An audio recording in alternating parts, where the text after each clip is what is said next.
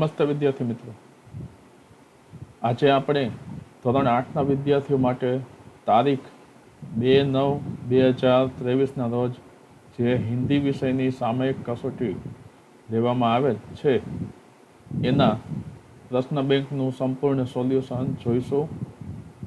મારી YouTube channel my students education પર આપ સૌ વિદ્યાર્થી મિત્રોનું હું હાર્દિક સ્વાગત કરું છું. વિદ્યાર્થી મિત્રો, તમને પ્રથમ પ્રશ્ન આપેલ છે, निम्नलिखित प्रश्नों के उत्तर सोच समझकर लिखिए कि नहीं दो. તમને અહીં 10 પ્રશ્નો આપેલા છે અને એમાંથી તમારે કોઈ પણ 2 પ્રશ્નોના જવાબ તમારી રીતે વિચારીને આપવાના છે. તો ચાલો આપણે આ પ્રશ્નો જોઈએ. તો પ્રથમ પ્રશ્ન છે, आपके मत से सृष्टि में सर्वोपरि कौन है, क्यों? तो इसका उत्तर हम इस तरह से लिख सकते हैं, मेरे मत से सृष्टि में ईश्वर ही सर्वोपरि है, क्योंकि वह सबसे शक्तिशाली और सामर्थ्यवान है. ईश्वर ही हमें मारने वाला और बचाने वाला है. ईश्वर जिसे बचाना चाहे उसे दुनिया का कोई भी व्यक्ति मार नहीं सकता, और ईश्वर जिसे मारना चाहे उसे दुनिया की कोई भी ताकत बचा नहीं सकती. तो તમે પ્રથમ પ્રશ્નનો ઉત્તર આ રીતે લખી શકો, અથવા તો તમારી રીતે બીજો કોઈ જવાબ તમારે લખવો હોય તો પણ લખી શકાય. ત્યારબાદ બીજો પ્રશ્ન છે, भिन्न भिन्न धर्म के लोग प्रार्थना करने के लिए कहाँ कहाँ जाते हैं. तो मैं આનો ઉત્તર આ પ્રમાણે લખેલો છે कि हमारे देश में कई धर्म के लोग रहते हैं. वे सभी लोग अपने अपने पूजा स्थानों में ईश्वर की प्रार्थना करने के लिए जाते हैं.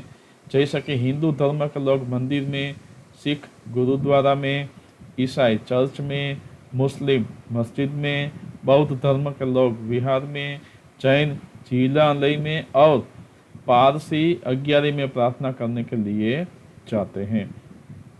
तो आ रीते तमे आ प्रश्नનો ઉત્તર લખી શકો. ત્યારબાદ તમને ત્રીજો પ્રશ્ન આપેલો છે, મેલે કા વર્ણન अपने शब्दों में कीजिए.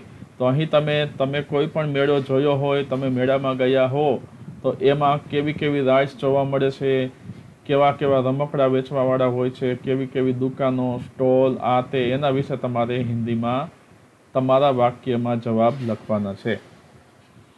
ત્યારબાદ ચોથો પ્રશ્ન આપેલો છે, आपके मनपसंद त्योहार का वर्णन अपने शब्दों में लिखिए. અહીં પણ તમને જે તહેવાર ગમતો હોય એ તહેવારનું વર્ણન 5-6 વાક્યોમાં અહીં કરો તો તમને 3 માર્ક્સ 2.5 માર્ક્સ આમાં મળી શકે. 5 માર્ક્સ છે 2 પ્રશ્નના એટલે. ત્યારબાદ પાંચમો પ્રશ્ન છે, सुनीता अन्य लड़कियों से अलग है, विधान समझाइए. तो એનો ઉત્તર મેં આ રીતે લખેલો છે, सुनीता बचपन से ही मुक्त वातावरण में पली हुई थी. वह बचपन से ही दौड़, तैराकी, घुड़दौड़, बाइकिंग, स्नोबोर्डिंग और धनुर्विद्या जैसे साहस भरे खेलों में भाग लेती थी. इसलिए हम कह सकते हैं कि सुनीता अन्य लड़कियों से अलग है. ત્યારબાદ છઠ્ઠો પ્રશ્ન તમને આપેલો છે, सुनीता विलियम्स की तरह आप बड़े होकर क्या बनना चाहते हैं और क्यों? તો અહીં તમે સુનીતાની જેમ મોટા થઈને શું બનવા માંગો છો એ તમે લખી શકો. મેં અહીં તમને એક ઉદાહરણ રૂપ જવાબ આપેલો છે. આના સિવાય તમે બીજો કોઈ પણ ઉત્તર લખી શકો. મેં અહીં આપેલું છે કે કોઈ વિદ્યાર્થી એવું ઈચ્છે તો આવો જવાબ લખી શકે, અથવા તો એમણે આવો જવાબ લખ્યો હોઈ શકે, જેમ કે मैं बड़ा होकर डॉक्टर बनना चाहता हूँ, क्योंकि डॉक्टर के पेशे में कमाई तो होती ही है, साथ ही साथ गरीब लोगों की सेवा का अवसर भी मिलता है. हमारे देश में कई बीमारियां फैल रही है. हमारे देश में निष्णात और योग्य डॉक्टरों की भी कमी है. बहुत सारे डॉक्टर ऐसे हैं जिनकी फीस देना गरीबों के बस की बात नहीं है. गांव के गरीब मरीजों को अपनी जमीन और मकान बेचकर शहर के अस्पताल में अपना इलाज करवाना पड़ता है. मैं एक कुशल और योग्य डॉक्टर बनकर उचित फीस में ऐसे गरीबों का इलाज करना चाहता हूँ, इसलिए मैं डॉक्टर बनना चाहता हूँ. तो आ रीते एक विद्यार्थी डॉक्टर बनवा मांगे છે એને આવો જવાબ લખ્યો છે. કોઈ વિદ્યાર્થી એન્જિનિયર બનવા માંગતો હોય, કોઈ વકીલ બનવા માંગતો હોય, કોઈ શિક્ષક બનવા માંગતો હોય, કોઈ સૈનિક બનવા માંગતો હોય, તો શા માટે અને શું બનવા માંગે છે એ રીતે પોતાનો જવાબ લખી શકે. અહીં તમે જે જવાબ લખ્યો હોય એ યોગ્ય જવાબ લખ્યો હશે તો તમારો જવાબ છે એ યોગ્ય ગણાશે. ત્યારબાદનો 7મો પ્રશ્ન તમને આપેલો છે અહીં, देश के नवनिर्माण के लिए आप क्या क्या करना चाहेंगे? તમે દેશના નવનિર્માણ માટે, દેશને આગળ વધારવા માટે શું શું કરવા ઈચ્છશો? તો આપણે આવો જવાબ આપી શકીએ, અથવા તો તમે તમારી રીતે બીજા કોઈ પણ જવાબ ઉત્તર આપી શકો. જેમ કે देश के नवनिर्माण का कार्य करना मैं अपना कर्तव्य समझता हूँ, इसके लिए मैं निम्नलिखित कार्य करूँगा. કે જેના માટે હું આવા કાર્યો કરીશ. જેમ કે देश में फैले भ्रष्टाचार को नाबूद करने का प्रयत्न करूंगा और भ्रष्टाचारी नेताओं, अधिकारियों आदि के खिलाफ लोगों को जागरूक करूंगा. गांव के पिछड़े लोगों में साक्षरता का प्रसार करूंगा. निर्धन परिवारों के विद्यार्थियों को पाठ्य पुस्तकें और पढ़ने की अन्य सामग्री उपलब्ध कराऊंगा. अपने मोहल्ले में एक पुस्तकालय खोलूंगा जहां बैठकर लोग अखबार, पुस्तक आदि पढ़ सके और सारे विश्व की जानकारी प्राप्त कर सके. अपने गांव में वृक्षारोपण करूंगा और करवाऊंगा. તો આ પ્રમાણે તમે 7મા પ્રશ્નનો જવાબ લખી શકો, અથવા તો તમે તમારી રીતે બીજા શું શું કાર્ય કરશો કે જેનાથી દેશના નવનિર્માણમાં તમે યોગદાન આપી શકો, એવા વાક્ય તમે અહીં તમારા વિચાર પ્રમાણે લખી શકો. ત્યારબાદ 8મો, 9મો અને 10મો પ્રશ્ન આપેલા છે. 8મામાં છે ઉઠો ધરા કે અમર સપૂતો કવિતા સે હમે ક્યા સીખ મિલતી હૈ. તો એ કવિતામાંથી આપણને જે શીખ મળે છે એ તમે અહીં લખી શકો તો ચાલે. લક્ષ્ય પ્રાપ્ત કરને કે લીએ હમે ક્યા ક્યા કરના ચાહીએ. લક્ષ્ય મેળવવા માટે આપણે શું શું કરવું જોઈએ? हमें सख्त मेहनत करनी चाहिए. अपने लक्ष्य की ओर दृष्टि रखकर उसी में ही मग्न होकर हमें पूरे जोर शोर से काम करना चाहिए. अपनी पूरी शक्ति उसमें लगा देनी चाहिए. આ રીતે તમે જવાબ લખી શકો. ત્યારબાદ 10મો પ્રશ્ન તમને આપેલો છે, ભારત देश की सबसे बड़ी चुनौती कौन सी है और क्यों? तो આનો ઉત્તર તમે આવી રીતે લખી શકો कि भारत को एक विकसित राष्ट्र बनाना और देश के नागरिकों को सुखी बनाना ही आज देश के सामने सबसे बड़ी चुनौती है. ये सिवाय તમે બીજી લખી શકો कि हमारे देश में गरीबी है, हमारे देश में जनसंख्या की बहुत बड़ी वृद्धि हो रही है. તો આવી સમસ્યાઓ પણ તમે લખી શકો અને એમાંથી આપણો દેશ કઈ રીતે આગળ વધી શકે એના વિશે તમે લખી શકો. તો આ રીતે આપણે અહીં પ્રથમ પ્રશ્ન છે એ પૂર્ણ કરીએ છીએ. ત્યારબાદ હવે આપણે બીજો પ્રશ્ન જોઈએ. પ્રશ્નો કે ઉત્તર વિસ્તાર સે લીખીએ કિસી એક. અહીં તમને 5 પ્રશ્નો આપેલા છે, એમાં તમારે કોઈ પણ એક પ્રશ્નનો ઉત્તર વિસ્તારથી લખવાનો છે. प्रथम प्रश्न है, ईश्वर प्रसन्न होकर दूसरों के लिए 5 वरदान मांगने को कहे तो आप कौन से वरदान मांगना चाहेंगे? ये જ રીતે બીજો પ્રશ્न, सैनिक से साक्षात्कार करते समय आप देश की रक्षा से संबंधित कौन से 5 सवाल पूछना चाहेंगे? तो આ રીતે 5 પ્રશ્નો છે, એમાંથી મેં પ્રથમ પ્રશ્નનો ઉત્તર આપેલો છે એ આપણે જોઈએ. તમે આ સિવાય 5ના પ્રથમ સિવાયના બીજા કોઈ પણ પ્રશ્નોના ઉત્તર તમે લખી શકો. प्रथम प्रश्न उत्तर આપણે જોઈએ कि ईश्वर प्रसन्न होकर दूसरों के लिए मुझे वरदान मांगने को कहे तो मैं उनसे ऐसे वरदान मांगना चाहूँगा जैसे कि इस धरती पर कोई भी भूखा न रहे, इस धरती पर या हमारे देश में कोई भी गरीब न रहे, हमारे देश के सभी लोग या तो पूरी सृष्टि के सारी दुनिया के लोग आपस में मिलजुल कर रहे, कभी किसी पर कोई मुसीबत न आए, कभी कोई भी बीमार न પડે. તો આ રીતે તમે ઈશ્વરની પાસે બીજા માટે વરદાન માંગવાનું કહે તો તમે આવો જવાબ લખી શકો. એ સિવાય મિત્રો તમને ત્રીજો પ્રશ્ન આપેલો છે, निम्नलिखित शब्दों का अर्थ देकर शब्द का वाक्य प्रयोग कीजिए. અહીં તમને શબ્દ આપેલો છે અને એના તમારે અર્થ આપીને વાક્યમાં પ્રયોગ કરવાના છે. કોઈ પણ 5 શબ્દ લેવાના છે. અહીં તમને 1 થી 25 સુધી શબ્દો આપેલા છે, જેમ કે માલિક, રહમત, આફત, જિસ્મ, બક્ષિસ, કુબેર, સિજદા, નિગોડી, સાની, સબીલ. તો આ રીતે 20-25 શબ્દો તમને આપેલા છે. તો એના અર્થ આપીને તમારે વાક્યમાં શબ્દનો પ્રયોગ કરવાનો છે. તો ચાલો આપણે આ જોઈએ. તો પ્રથમ શબ્દ આપેલો છે માલિક, એનો अर्थ થાય ईश्वर या स्वामी। तो हम उसके लिए इस तरह से वाक्य बना सकते हैं, तेरी दया से ए मालिक हम इस जगत में आए हैं। ત્યારબાદ बीजो प्रश्न रहमत, रहमत का अर्थ है कृपा। तो हम वाक्य बनाएंगे प्रभु की रहमत से ही हमें यह शरीर और प्राण मिले हैं। तीसरा शब्द है आफत, इसका अर्थ होता है संकट या मुश्किल। तो हम वाक्य बना सकते हैं ईश्वर ही हमें सभी आफत से बचाते हैं। इसके बाद चौथा जिस्म, इसका अर्थ है शरीर। वाक्य इस तरह से बना सकते हैं ईश्वर की कृपा से ही हमें ये जिस्म और प्राण मिले हैं। पांचवा शब्द दिया है बख्शिश, इसका अर्थ है भेंट या उपहार या क्षमा करना। जैसे कि हमारे यहाँ जो कविता दी गई है 8वीं कक्षा में, यहाँ पे बख्शिश का अर्थ क्षमा करना ऐसा होता है। तो इस तरह से हम ले सकते हैं। तो वाक्य इस तरह से बनेगा, हे ईश्वर हमें तू बख्शिश कर। और दूसरा वाक्य अगर हम बनाना चाहें तो बना सकते हैं कि मैंने अपने मित्र को उसके जन्मदिन पर बख्शिश दी। तो यहाँ बख्शिश का अर्थ भेंट हो जाता है और पहले वाक्य में बख्शिश का अर्थ है क्षमा करना। तो आप इस तरह से कोई भी वाक्य बना सकते हैं। इसके बाद चौथा शब्द दिया गया है कुबेर। कुबेर का अर्थ होता है धन के देवता।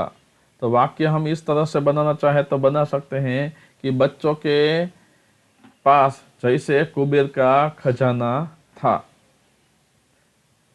सातवां शब्द सिजदा, सिजदा का अर्थ है एक विशेष मुद्रा में झुकना, जिसे सिजदा कहते हैं। जैसे मुस्लिम धर्म के लोग नमाज पढ़ते समय एक साथ अपना सर झुकाते हैं और एक साथ अपना सर उठाते हैं, तो इस तरह से नमस्कार करते हैं, सिजदा करते हैं, ऐसा हम कह सकते हैं।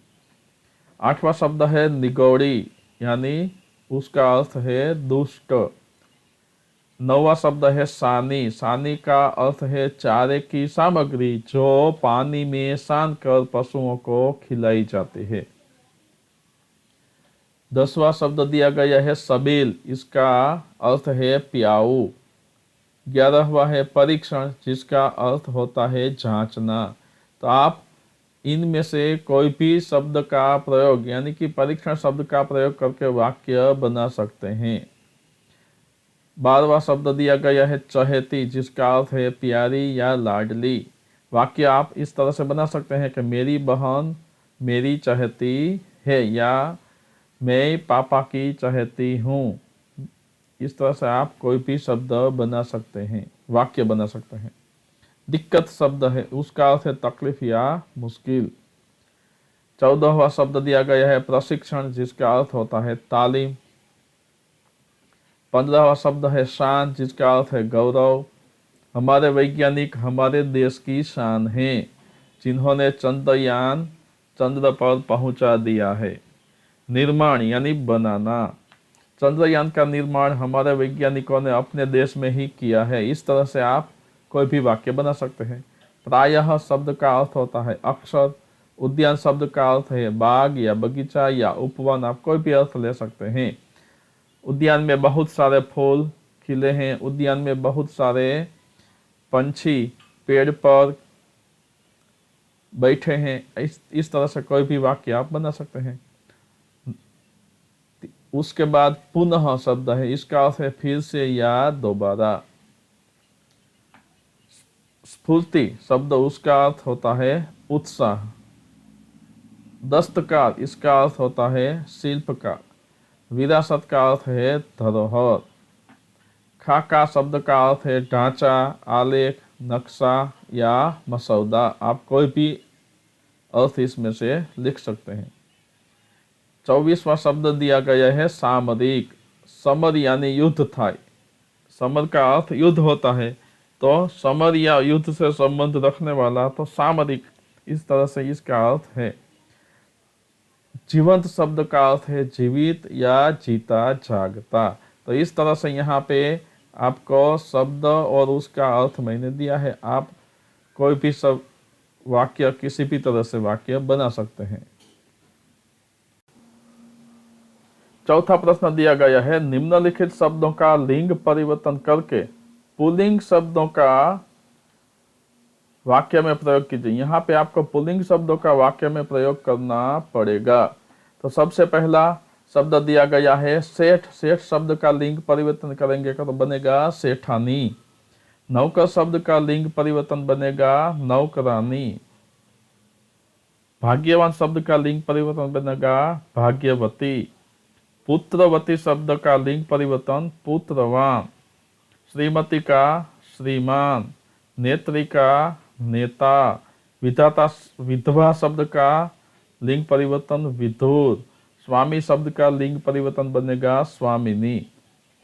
तो इस तरह से आप लिंग परिवर्तन करके जो शब्द पुल्लिंग है उसका ही वाक्य में प्रयोग कर सकेंगे, उनका ही आपको वाक्य में प्रयोग करना है। तो सबसे पहले देखते हैं सेठ शब्द, उसका लिंग परिवर्तन सेठानी हुआ था, तो वाक्य हमारा इस तरह से बनेगा। सेठ शब्द पुल्लिंग है इसलिए सेठ शब्द का वाक्य में प्रयोग करेंगे, तो वाक्य बनेगा सेठ बहुत दयालु हैं। दूसरा है नौकर शब्द पुल्लिंग है, तो वाक्य हम इस तरह से बना सकते हैं कि हमारे घर में बहुत सारे नौकर हैं, या आप कोई और भी वाक्य बना सकते हैं। तीसरा भाग्यवान शब्द से हम बनाएंगे तो वाक्य इस तरह से बनेगा हम बड़े भाग्यवान हैं जो हमें भारत देश में जन्म मिला है। पुत्रवती शब्द स्त्रीलिंग है, उसका लिंग परिवर्तन करेंगे तो पुत्रवान शब्द बनेगा, तो हमें यहाँ पे पुत्रवान शब्द का वाक्य में प्रयोग करना चाहिए। तो शब्द पुत्रवान है तो वाक्य प्रयोग इस प्रकार से हम बना सकते हैं, ससुर ने पुत्रवधू को पुत्रवान बनने का आशीर्वाद दिया। तो आप इस तरह से पुत्रवान शब्द का उपयोग करके और कोई भी वाक्य बना सकते हैं। पांचवा शब्द श्रीमती है, उसका पुल्लिंग शब्द श्रीमान बनेगा, तो हमें यहाँ श्रीमान शब्द का वाक्य में प्रयोग करना चाहिए, क्योंकि हमें सूचना दी गई है पुल्लिंग शब्दों का वाक्य में प्रयोग करना है। तो इस तरह से श्रीमान शब्द पुल्लिंग है तो वाक्य बनेगा श्रीमान आप कहाँ से आ रहे हैं। तो इस तरह से आप पुल्लिंग शब्द, जितने भी पुल्लिंग शब्द है उसका वाक्य में प्रयोग कर सकते हैं। आपको कोई भी 5 शब्द लेकर उसका वाक्य में प्रयोग करना है। अब हम आगे के शब्द देखेंगे। 9वां शब्द विधात्री, तो उसका शब्द पुल्लिंग बनेगा विधाता। 10वां शब्द दिया गया है फूलदान, तो उसका लिंग परिवर्तन फूलदानी होगा। वर शब्द का लिंग परिवर्तन वधू होगा। सास शब्द का लिंग परिवर्तन ससुर होगा। सम्राट शब्द का लिंग परिवर्तन साम्राज्ञी होगा। साधु शब्द का लिंग परिवर्तन साध्वी बनेगा। नर का लिंग परिवर्तन नारी बनेगा। पति का लिंग परिवर्तन पत्नी। वाहन का लिंग परिवर्तन वाहिनी। कर्ता का लिंग परिवर्तन कर्त्री। इंद्र का लिंग परिवर्तन इंद्राणी। रोगी का लिंग परिवर्तन रोगिनी। जेठ का लिंग परिवर्तन जेठानी। देवर का लिंग परिवर्तन देवरानी। रूपवान का लिंग परिवर्तन रूपवती। बलवान का बलवती। नंदोई का लिंग परिवर्तन ननद। तो इस तरह से आप 25 शब्द दिए गए हैं, उनमें से कोई भी 5 शब्द का अपने वाक्य में जो पुल्लिंग शब्द हो उसका प्रयोग कर सकते हैं।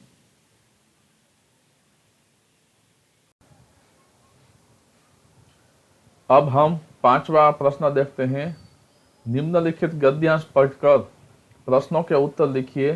किसी एक गद्यांश को आपको पढ़कर उसके 5 प्रश्नों के उत्तर लिखने हैं। यहाँ पर सबसे पहला गद्यांश दिया गया है, स्वतंत्र भारत का संपूर्ण दायित्व आज विद्यार्थियों के कंधे पर है, कारण आज जो विद्यार्थी है वे ही कल के भारत के नागरिक होंगे। भारत की उन्नति एवं उसका उत्थान उन्हीं की उन्नति और उत्थान पर निर्भर करता है। इसलिए विद्यार्थियों को चाहिए कि वे अपने भावी जीवन का निर्माण बड़ी सतर्कता और सावधानी के साथ करें। उन्हें प्रत्येक क्षण अपने राष्ट्र, अपने समाज, अपने धर्म, अपनी संस्कृति को अपनी आंखों के सामने रखना चाहिए, जिससे उनके जीवन से राष्ट्र को कुछ शक्ति प्राप्त हो सके। जो विद्यार्थी राष्ट्रीय दृष्टिकोण से अपने जीवन का निर्माण नहीं करते, वे राष्ट्र और समाज के लिए बोझ बन जाते हैं। तो यहाँ इस गद्यांश के बाद आपको 5 प्रश्न दिए गए हैं। पहला प्रश्न है, किसी देश की उन्नति और उत्थान किन पर निर्भर करता है, क्यों?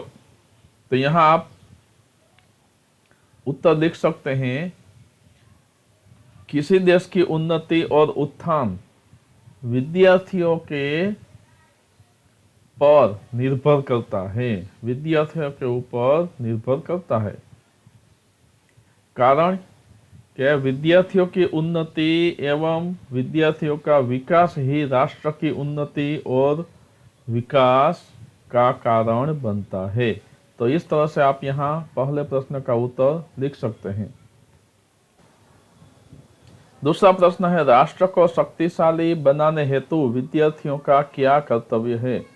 तो यहाँ आप देख सकते हैं, उत्तर इस तरह से आप लिखेंगे, राष्ट्र को शक्तिशाली बनाने हेतु विद्यार्थियों का कर्तव्य है कि वे अपने भावी जीवन का निर्माण बड़ी सतर्कता और सावधानी के साथ करें। तो यहाँ आप यह उत्तर लिख सकते हैं। तीसरा प्रश्न है, किस प्रकार के विद्यार्थी राष्ट्र एवं समाज के लिए बोझ बन जाते हैं? तो यहाँ आप इस उत्तर को लिख सके, इस प्रकार लिखेंगे, जो विद्यार्थी राष्ट्रीय दृष्टिकोण से अपने जीवन का निर्माण नहीं करते, वे राष्ट्र और समाज के लिए बोझ बन जाते हैं। चौथा प्रश्न है, उपर्युक्त गद्यांश में से कौन से मुहावरे का प्रयोग हुआ है? उपर्युक्त गद्यांश में कौन से मुहावरे का प्रयोग हुआ है? तो यहाँ आप देख सकते हैं, आंखों के सामने रखना, यह मुहावरा यहाँ पर दिया गया है। पांचवा प्रश्न है, उपर्युक्त गद्यांश का उचित शीर्षक लिखिए। तो यहाँ आपको उचित शीर्षक लिखना है। यहाँ पे शीर्षक आएगा,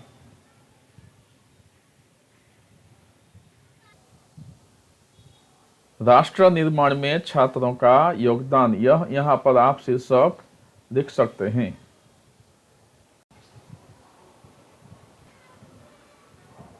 अब दूसरा गद्यांश दिया गया है, समय बहुत मूल्यवान होता है, यह बीत जाए तो लाखों करोड़ों रुपए खर्च करके भी इसे वापस नहीं लाया जा सकता।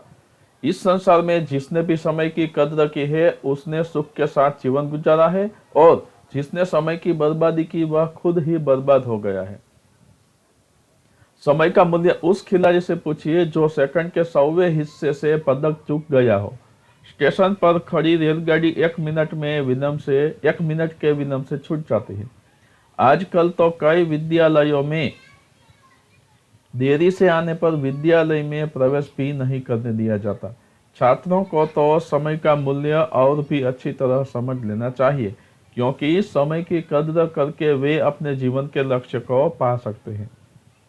तो अब आपको इस गद्यांश को अच्छी तरह से समझना होगा, और उसके बाद 5 प्रश्न दिए गए हैं। उनमें से पहला प्रश्न है, उपरोक्त गद्यांश में कीमती किसे माना गया है?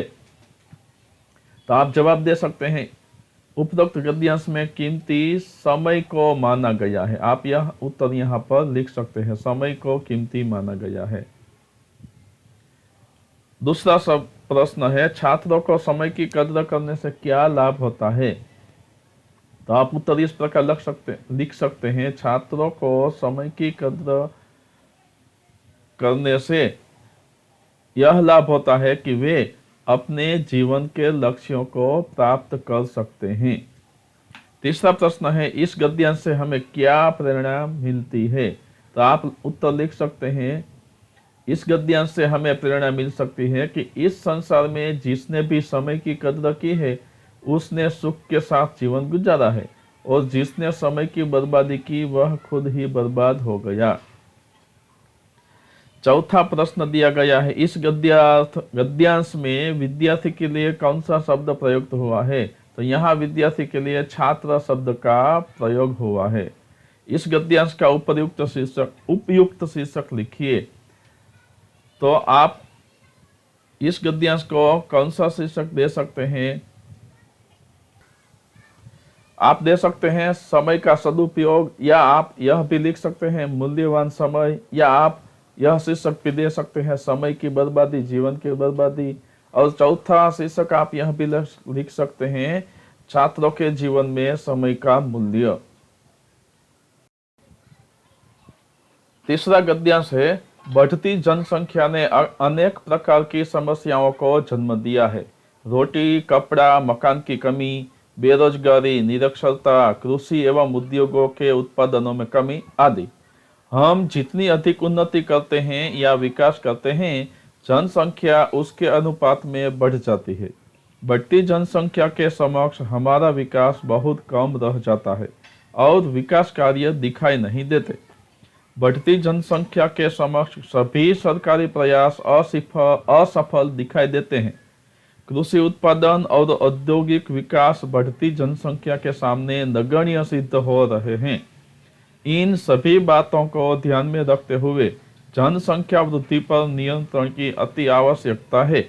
इसके बिना विकास के लिए किए गए सभी प्रकार के प्रयत्न अधूरे रह जाएंगे। तो अब आपको प्रश्न पहला दिया गया है, जो गिनने योग्य न हो, इसके लिए परिच्छेद में कौन सा शब्द प्रयुक्त किया गया है? तो यहाँ पर शब्द है नगण्य। आप इस प्रकार से उत्तर लिख सकते हैं, जो गिनने योग्य न हो, इसके लिए परिच्छेद में नगण्य शब्द प्रयुक्त किया गया है। दूसरा प्रश्न है, बढ़ती जनसंख्या से किस में कमी आई है? तो आप यहाँ पर उत्तर लिख सकते हैं, यहाँ मैंने लिखा है कृषि एवं उद्योगों के उत्पादनों में कमी आई है। तो आपका प्रश्न जो है उसका उत्तर इस प्रकार बनेगा, बढ़ती जनसंख्या से कृषि एवं उद्योगों के उत्पादनों में कमी आई है। तीसरा प्रश्न है, बढ़ती जनसंख्या ने किसे जन्म दिया है? आप देख सकते हैं यहाँ पे बढ़ती जनसंख्या ने अनेक प्रकार की समस्याओं को जन्म दिया है, जिसमें आप इस समस्या का नाम भी लिख सकते हैं। अगर ना भी लिखे तो भी इतना उत्तर ही आपको दे सकते हैं, और लिखना चाहे तो रोटी, कपड़ा, मकान की कमी, बेरोजगारी, निरक्षरता, कृषि एवं उद्योगों में उत्पादनों में कमी आदि समस्याओं को जन्म दिया ही आप लिख सकते हैं। चौथा प्रश्न है, जनसंख्या बढ़ने से किन चीजों में बढ़ोतरी हुई है? आप जवाब लिख सकते हैं, जनसंख्या बढ़ने से बेरोजगारी और निरक्षरता में बढ़ोतरी हुई है। पांचवा प्रश्न है, इस गद्यांश का उपयुक्त शीर्षक लिखिए। तो आपका शीर्षक इस प्रकार होगा, बढ़ती जनसंख्या के दुष्परिणाम। तो इस गद्यांश का शीर्षक आप इस तरह से लिख सकते हैं। चौथा गद्यांश है, संसार में सबसे मूल्यवान वस्तु समय है, क्योंकि दुनिया की अधिकांश वस्तुओं को घटाया बढ़ाया जा सकता है, पर समय का एक क्षण भी बढ़ा पाना व्यक्ति के बस में नहीं है। समय के बीत जाने पर व्यक्ति के पास पछतावे के अलावा कुछ नहीं होता। विद्यार्थी के लिए तो समय का और भी अधिक महत्व है। विद्यार्थी जीवन का उद्देश्य है शिक्षा प्राप्त करना। समय के उपयोग से ही शिक्षा प्राप्त की जा सकती है। जो विद्यार्थी अपना बहुमूल्य समय खेलकूद, मौज मस्ती तथा आलस्य में खो देते हैं, वे जीवन पर पछताते रहते हैं, क्योंकि वे अच्छी शिक्षा प्राप्त करने से वंचित रह जाते हैं और जीवन में उन्नति नहीं कर पाते। मनुष्य का कर्तव्य है कि जो क्षण बीत गए हैं उनकी चिंता करने के बजाय जो अब हमारे सामने हैं उसका सदुपयोग करें। तो इस गद्यांश में आपके लिए 5 प्रश्न दिए गए हैं। समय को सबसे अमूल्य वस्तु क्यों कहा गया है? तो इसका उत्तर आप इस तरह से लिख सकते हैं, समय को सबसे अमूल्य वस्तु कहा गया है क्योंकि समय मूल्यवान है।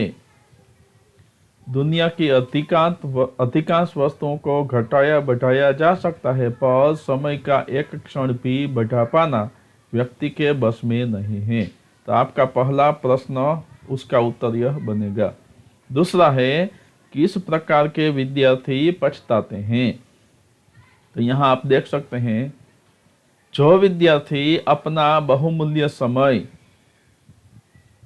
खेल कूद, मौज मस्ती तथा आलस्य में खो देते हैं, वे जीवन पर पछताते रहते हैं। तीसरा प्रश्न दिया गया है, मनुष्य का कर्तव्य क्या है? तो आपके लिए यहाँ उत्तर है, मनुष्य का कर्तव्य यह है कि जो क्षण बीत गए हैं उनकी चिंता करने के बजाय जो अब हमारे सामने हैं उसका सदुपयोग करे। तो यह उत्तर आपका यहाँ पर बनेगा। चौथा प्रश्न दिया गया है, शिक्षा कैसे प्राप्त की जा सकती है? तो इसका उत्तर इस प्रकार बनेगा, समय के उपयोग से ही शिक्षा प्राप्त की जा सकती है। और पांचवा, इस गद्यांश का उपयुक्त शीर्षक लिखिए। तो आपका उत्तर बनेगा, विद्यार्थी जीवन में समय का महत्व। पांचवा गद्यांश दिया गया है, निराश व्यक्ति न किसी की बात समझता है और न किसी को अपनी बात समझा पाता है। थोड़ी सी असफलता मिली कि मन हार कर बैठ गए। सारी दुनिया अंधेरे से घिरी दिखाई देने लगी। काम शुरू किया नहीं कि असफलता की दुर्बलता ने शक्ति छीन ली। प्रयास किया ही नहीं और हार मान बैठे। आज के युवक इसके सबसे बड़े शिकार बन रहे हैं। दुनिया में ऐसा कोई व्यक्ति नहीं जो हर कदम पर सफलता प्राप्त करता रहा हो। हर महान व्यक्ति को भी जीवन में असफलता मिलती है। सफल व्यक्ति उसे कहेंगे जो बार बार असफल होने पर भी हार न माने, आगे बढ़ने के लिए कमर कसकर तैयार रहे। ऐसे कर्मठ और दृढ़ इच्छा शक्ति वाले मनुष्य व्यक्ति के आगे सफलताएं स्वागत करने के लिए तैयार रहती हैं। इसलिए किसी ने कहा है, मन के हारे हार है, मन के जीते जीत। कुछ भी क्यों न हो, हमें मन से नहीं हारना चाहिए। निराशा को मन के दरवाजे पर ठहरने नहीं देना चाहिए। अब आपके सामने प्रश्न दिए गए हैं, निराश व्यक्ति को दुनिया कैसी दिखाई देती है? तो आप उत्तर यहाँ पे लिख सकते हैं, निराश व्यक्ति को सारी दुनिया अंधेरे में घिरी दिखाई देने लगती है। दूसरा प्रश्न है, आप सफल व्यक्ति किसे कहेंगे? तो इसका उत्तर यहाँ पे आपको मिलेगा। सफल व्यक्ति उसे कहेंगे, हम सफल व्यक्ति उसे कहेंगे जो बार बार असफल होने पर भी हार न माने, आगे बढ़ने के लिए कमर कसकर तैयार रहे।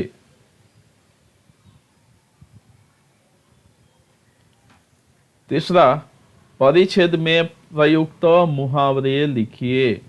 यहाँ पे हम देख सकते हैं,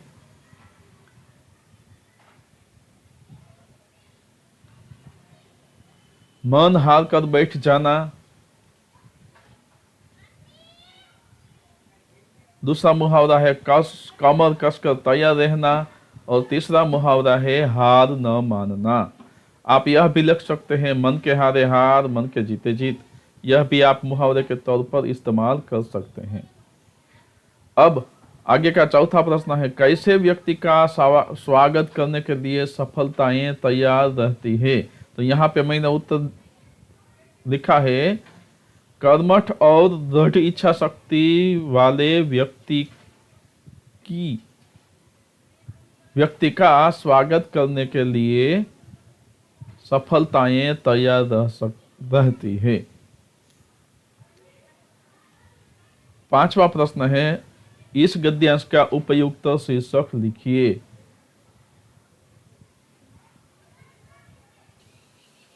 आप इस गद्यांश का शीर्षक यह लिख सकते हैं कि मन के हारे हार है, मन के जीते जीत। तो यहाँ पे आप यह शीर्षक लिख सकते हैं। तो दोस्तों, दिनांक 2 सितंबर 2023 के दिन कक्षा 8वीं के छात्रों के लिए हिंदी की जो सामयिक मूल्यांकन कसौटी थी उसका सॉल्यूशन मैंने यहाँ पे इस वीडियो में दिया है।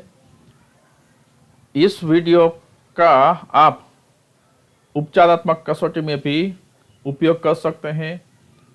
अगर आपको यह वीडियो अच्छा लगा तो आप मेरी YouTube channel my students education को सब्सक्राइब करें। अपने अन्य दोस्तों को भी इस वीडियो को शेयर करें, इस वीडियो को लाइक करें। धन्यवाद।